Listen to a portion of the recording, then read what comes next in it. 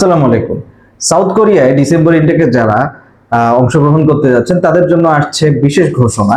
এক্ষেত্রে আপনারা ইএপি কেএলপি প্রোগ্রামে অ্যাপ্লাই করতে পারবেন। সাধারণত ইএপি কেএলপি প্রোগ্রামটা অ্যাকচুয়ালি ব্যাচেলরে যাওয়ার জন্য। তো এক্ষেত্রে আপনার আইএলটিএস লাগবে কি লাগবে না, আইএলটিএস যদি থাকে তাহলে আপনার জন্য অনেকগুলো ইউনিভার্সিটি অ্যাভেলেবল থাকবে, আর যদি আইএলটিএস না থাকে তাহলে আপনার ইউনিভার্সিটির সংখ্যাটা কমে যাবে।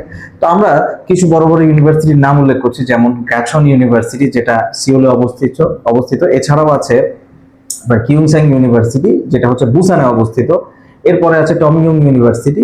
এরকম আরো অনেকগুলো ইউনিভার্সিটি আছে যেখানে কোনোটা উইদাউট আইএলটিএস ফাইল নিচ্ছে, আর যারা কেউ কেউ আছে আইএলটিএস সহ নিচ্ছে। বিশেষ করে মাস্টার্সের ক্ষেত্রেও এখন অনেকগুলো ভার্সিটিতে মোটামুটি কড়াকড়ি রাখা হচ্ছে যে আইএলটিএস মিনিমাম 5.5 লাগবে। তবে হ্যাঁ, উইদাউট আইএলটিএসেও প্রচুর পরিমাণে ভিসা হচ্ছে কিছু কিছু ইউনিভার্সিটি থেকে, যেমন টমিয়ং ইউনিভার্সিটি এটার একটা উজ্জ্বল দৃষ্টান্ত।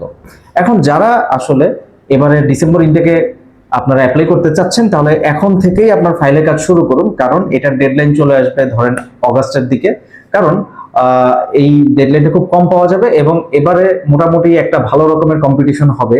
অনেকগুলো ইউনিভার্সিটি যেহেতু ই ভিসা দিতে পারছে না, যেমন সেজং ইউনিভার্সিটি আগে ই ভিসা দিতে পারতো, বাট এখন কিন্তু আর পাচ্ছে না।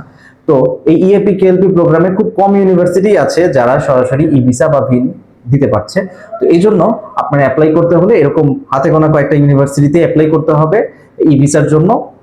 তো সুতরাং আর দেরি কেন, ই ভিসা বা ভিনের জন্য আর দেরি কেন, আপনার দ্রুত আমাদের সাথে যোগাযোগ করুন অথবা আপনার ফাইলটি দ্রুত কোনো পরামর্শকের কাছে দেখান। আসসালামু আলাইকুম।